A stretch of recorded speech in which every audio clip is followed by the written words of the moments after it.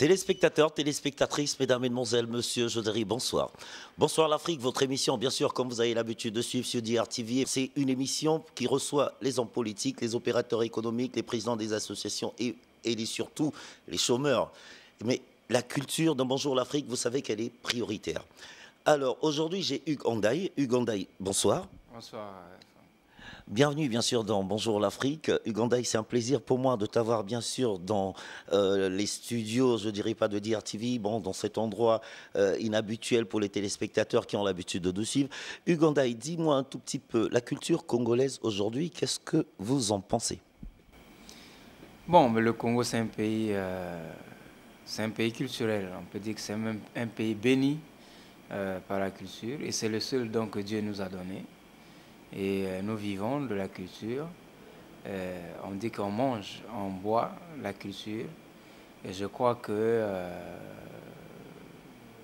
sans risque de me tromper, la culture congolaise, elle est là pour exister, elle existera. D'accord, en parlant de la culture, effectivement, on va commencer bien sûr par cette culture artistique, hein, je parlerai des peintres. Alors, les peintres qui vous ont marqué dans l'histoire de ce pays, vous parlerez de qui? Bon, il faut avouer que il y a eu des grands noms, hein. Le seul monument vivant qui nous reste, c'est Gothème. Et dont les tableaux ont dépassé les frontières nationales, les frontières africaines pour se retrouver de l'autre côté de l'Occident. Mais ils sont là, pour certains, les Filas, ils sont encore en vie. Et bien d'autres d'ailleurs. Bon, certes qu'au Congo, généralement, on ne valorise pas les acteurs, n'est-ce pas? Mais sinon, c'est encore des monuments. Le corps de peinture de Poto Poto est là pour témoigner de la vivacité de la peinture congolaise. Avant de rentrer dans le vif du sujet, effectivement, Hugues, pour les téléspectateurs qui ne vous connaissent pas, est-ce que vous pouvez vous présenter rapidement en deux mots? Je suis M. Gervais Hugues Andaye, je suis opérateur culturel, membre du Conseil international de la musique. J'occupe le poste de 4e vice-président au plan africain et je suis directeur général du Festival populaire et international des musiques traditionnelles Feu de Waza. Effectivement, parlez-moi un tout petit peu de cette structure africaine que vous avez montée culturellement, dont vous êtes le 4e vice-président. Bon, le Conseil africain de la musique est l'émanation du Conseil international de la musique, qui lui-même est l'expertise musicale au plan mondial de l'UNESCO. Hein, il faut se le dire. Le Conseil a été créé sur l'initiative du secrétaire général de l'UNESCO en 1949 et qui conseille donc l'UNESCO dans le domaine de la musique, dans la conception, de l'élaboration des politiques musicales et dans les orientations musicales au plan mondial.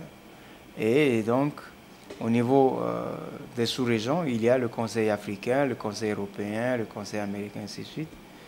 Et donc, au plan africain, le Conseil est dirigé par le professeur Mbouyamba. Non, je suis le 4e vice-président. Roga Roga, qu'est-ce que vous en pensez, Hugues? Oui, bon, Roga, c'est quelqu'un que je connais bien, je connais depuis ses débuts.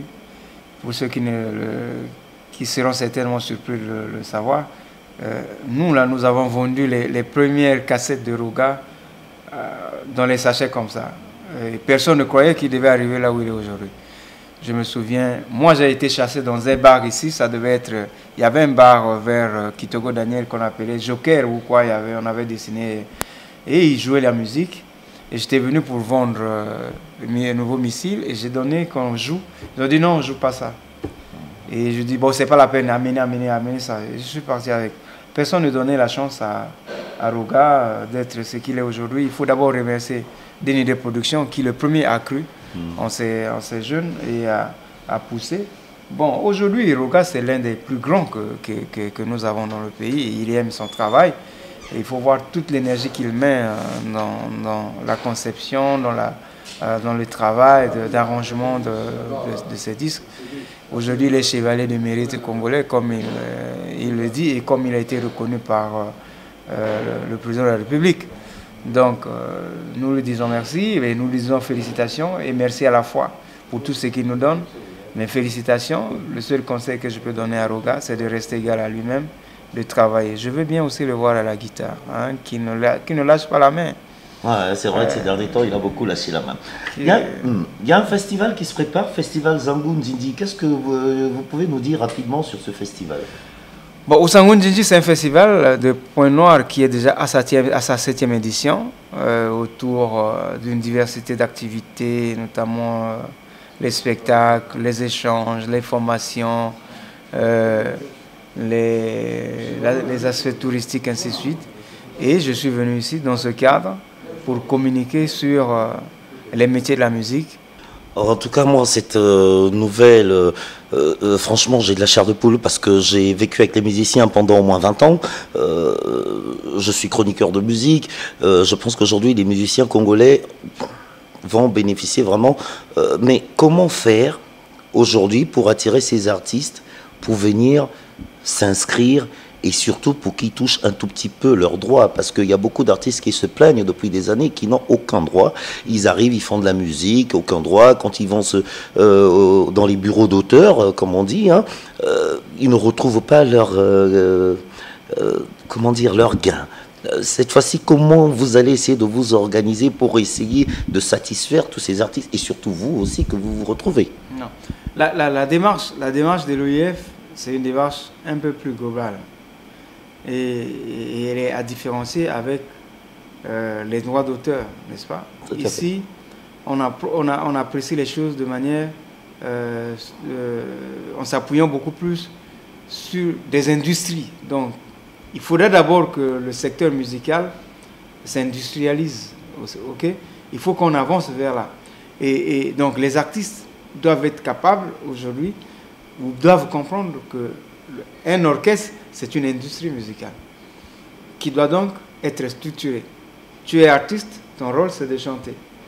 Mais à côté de l'artiste, il doit y avoir un agent, il doit avoir un comptable, il doit avoir donc tout un environnement, n'est-ce pas, dans lequel l'artiste travaille. Et c'est cet environnement-là qui va postuler au fonds de garantie.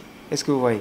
On ne va pas financer individuellement un artiste tel, ainsi de suite. Non, on finance les structures et qui montent les projets bancables, parce qu'un artiste qui a une entreprise, qui a une structure, peut s'adresser à une banque pour dire, écoutez, je vais investir par exemple dans les instruments, n'est-ce pas? Et lorsqu'on investit dans l'instrument, ça veut dire qu'il y a l'amortissement, il y a la manière de préparer, non seulement mais la manière d'éponger ce crédit que l'on a pris.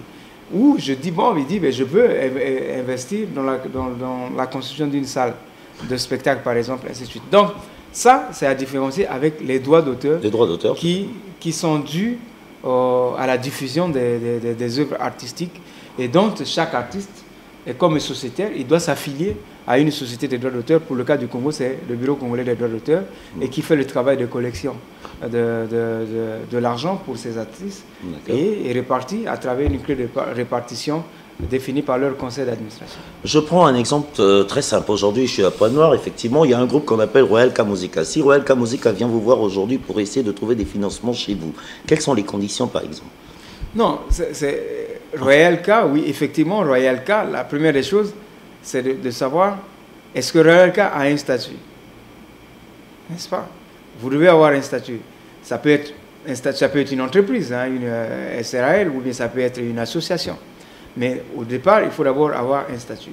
Et ensuite, est-ce que vous avez un compte en banque? N'est-ce pas? Ça, c'est les b.a.-ba, au fait. Mais le vrai problème, c'est comment est structuré votre groupe? L'artiste, quel est son rôle? Le manager, quel est son rôle? Y a-t-il un comptable? Y a-t-il ainsi de suite, ainsi de suite, ainsi de suite? Et l'objectif, c'est faire en sorte que il y ait des véritables travailleurs à côté de l'artiste qui sont payés, et comme chez les autres, où il y a même des cotisations, enfin la sécurité sociale autour des artistes. Donc, il va falloir mettre en place un véritable statut de l'artiste, n'est-ce pas? Et qui obéit à cette nouvelle exigence d'accessibilité au financement. Je crois que c'est peut-être pour un premier temps c'est difficile, mais il va falloir que l'on arrive à former les artistes. On peut aller vers le renforcement des capacités, et en ce moment, ils pourront désormais, à l'image des autres, le fonds existe déjà depuis 2008 en Afrique de l'Ouest, n'est-ce pas? Mais les gens y travaillent, n'est-ce pas? Pourquoi pas nous? Donc, Hier, c'était l'Afrique de l'Ouest, aujourd'hui, c'est l'Afrique centrale.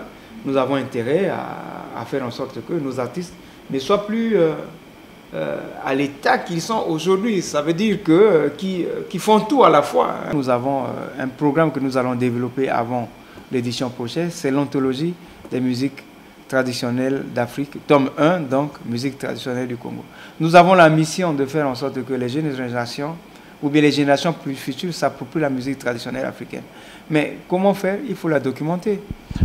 Et donc, l'anthologie nous permettra quand même de faire en sorte que nous laissions les traces de la musique pour ne pas qu'elle disparaisse avec les auteurs ou bien avec les pratiquants ou les praticiens de cette musique. Il y a quelque chose qui m'a interpellé en parlant de la musique traditionnelle. Aujourd'hui, nous avons eu Kiburi Kiri, si je ne me trompe pas, qui en fait fureur. Il y a les petits ramas dans Zambé qui n'arrêtent pas de bouger. Aujourd'hui, il y a Otondo. Parce que je vois que c'est des amateurs, c'est des jeunes aujourd'hui qui ne travaillent qu'avec les petits moyens qu'ils ont. Est-ce que vous pouvez prévoir quelque chose demain pour ces jeunes? Parce qu'ils font danser quand même. Je me suis retrouvé dans des milieux en Europe quand on entend Rama, Zembé. Mais quand je le vois aujourd'hui dans les conditions qu'il est, je vois aujourd'hui Otondo, je l'ai vu encore la semaine dernière à Brazzaville, c'est des jeunes aujourd'hui qui font plaisir aux gens, qui émergent. Qu'est-ce que vous pouvez faire pour ces jeunes?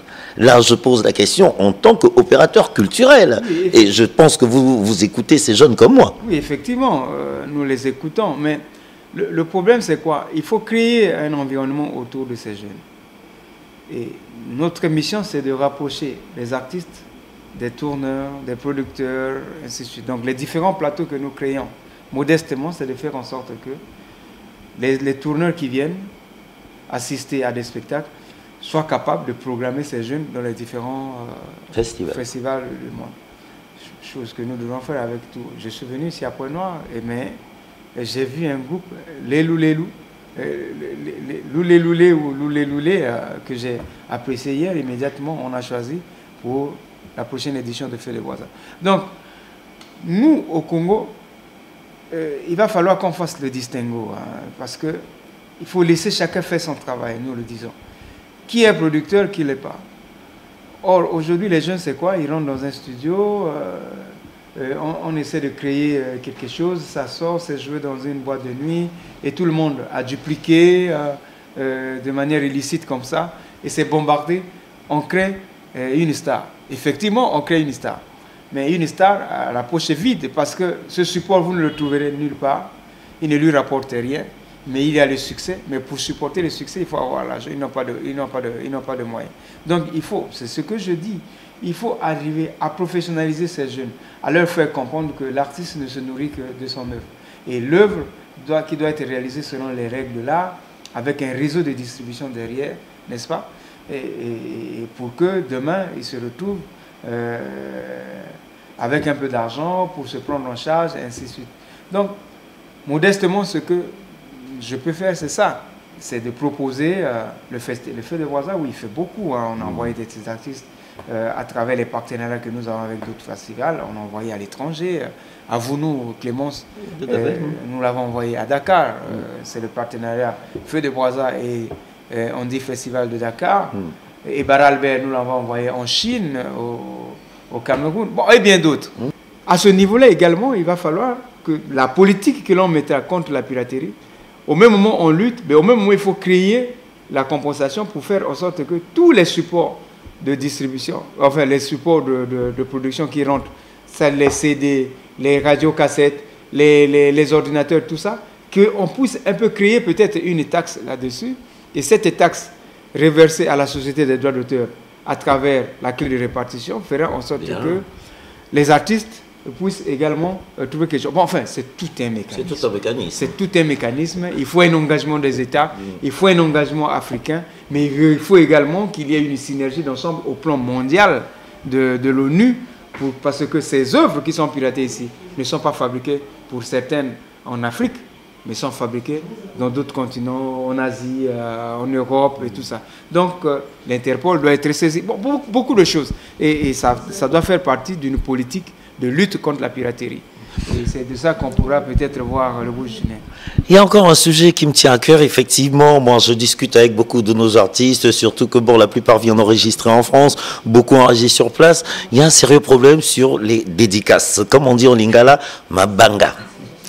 Je me rappelle le maire de Kinshasa, Kimbuta, si je ne me trompe pas, a tapé sur la table une fois et disait que c'était trop, dont le gouvernement de Kinshasa a pris des mesures strictes que les hommes publics ne doivent plus se faire dédicacer dans les chansons à Kina. Aujourd'hui, nous nous retrouvons aujourd'hui au Congo avec un groupe, enfin beaucoup de jeunes musiciens en train de chanter, même souvent chanter des noms sans l'accord des personnes. Qu'est-ce qu'on peut transmettre comme message à ces jeunes en leur faisant comprendre que la musique, c'est pas les dédicaces en français et en lingala, on dit mabanga. Non, mais Bob, ça c'est les conséquences. Là, nous parlons des conséquences. Pourquoi les dédicaces sont arrivées? C'est ça le problème. Vous savez que... Mais c'est c'est la faiblesse même du tissu de production dans notre pays. Les artistes n'ont pas de producteurs dignes de nom. Est-ce que vous voyez? Capable de retrousser considérablement d'argent, parce que lorsqu'un producteur arrive avec son argent, l'œuvre lui appartient. Il dira, voici ce que je veux. Je mets 50 millions, prenez vos 50 millions, partez, vous me donnez mon œuvre. Est-ce que vous voyez? Mais lorsque nous n'avons pas des producteurs, d'abord, on n'en a pas. Donc les artistes se débrouillent et ils compensent le manque à gagner. Donc,